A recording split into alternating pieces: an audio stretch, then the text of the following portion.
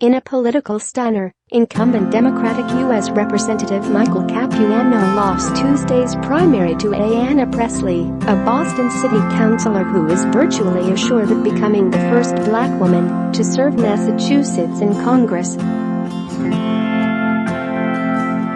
The 44-year-old's upset over a 10-term incumbent congressman underscores the shift underway in a Democratic Party whose base is seeking younger, more diverse candidates who embrace progressive policies.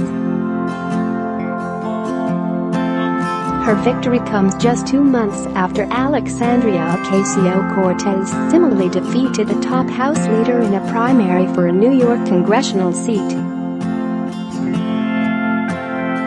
Ocasio-Cortez on Tuesday night tweeted a selfie of both women together and wrote, "In June, I won my primary. Tonight, she won hers. Here's to November." A Pressley campaign insider, meanwhile, posted a video showing the candidate the moment she learned she'd won. Pressley, the first black woman to serve on the council, is now on track to represent an area of Massachusetts once served by Democratic icons Tip O'Neill and John F. Kennedy. Change is coming, and the future belongs to all of us, Pressley told wildly cheering supporters Tuesday night.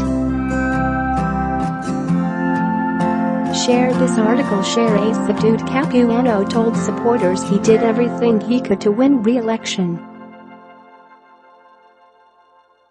Apparently the district just is very upset with lots of things that are going on. I don't blame them. I'm just as upset as they are, but so be it. This is the way life goes, he said. The race between Capuano and Pressley was perhaps the most closely watched contest in Massachusetts, especially since Pressley drew comparisons to Ocasio-Cortez.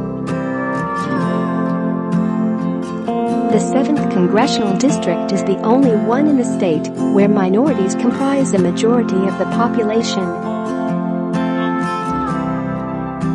"This is a fight for the soul of our party and the future of our democracy," Pressley said Tuesday while campaigning in the district. "And a reliable vote is not good enough." Capuano is considered one of the most liberal members of the Massachusetts delegation, and Pressley had acknowledged she had few major policy quarrels with him. There is no Republican on the November ballot in the district, meaning Pressley is virtually assured of entering Congress in January. Massachusetts's last Democratic primary upset came in 2014 when Seth Moulton defeated Rep.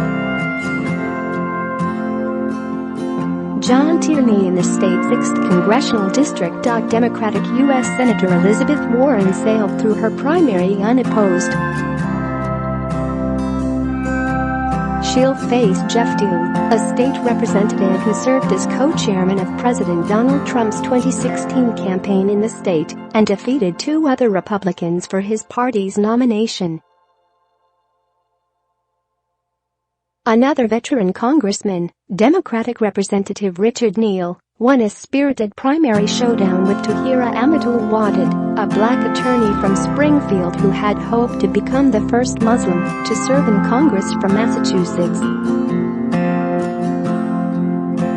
Neal, the dean of the state's House delegation, first was elected in 1989. 2 other Democratic House incumbents, William Keating and Joe Kennedy, fended off primary challenges on Tuesday. Kennedy, the grandson of the late U.S. Senator Robert F. Kennedy, delivered the Democratic response to Trump's State of the Union address earlier this year. Another Democrat, U.S. Representative Nikki Tsongas, is retiring at the end of this term, and that open seat touched off a political scramble with 10 candidates on the Democratic primary ballot.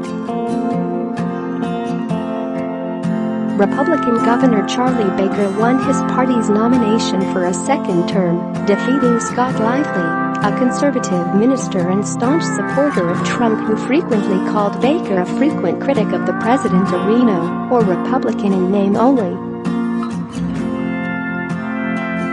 Baker will face Democrat Jay Gonzalez in November.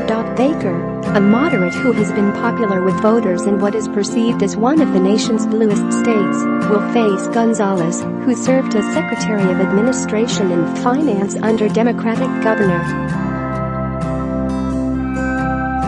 Deval Patrick. At a time when our country is having trouble finding common ground on so many issues, we in Massachusetts are the exception, Baker told supporters. We believe that people in public life can and should debate the issues respectfully and seek common ground whenever possible. Neither Gonzalez nor his primary opponent, Democrat Robert Massey, a longtime political and environmental activist, was well known outside party activist circles. Both contended that Baker's support among voters was soft and that his administration had failed to make significant strides in many areas, particularly the problems plaguing the Boston area transit system known as the T.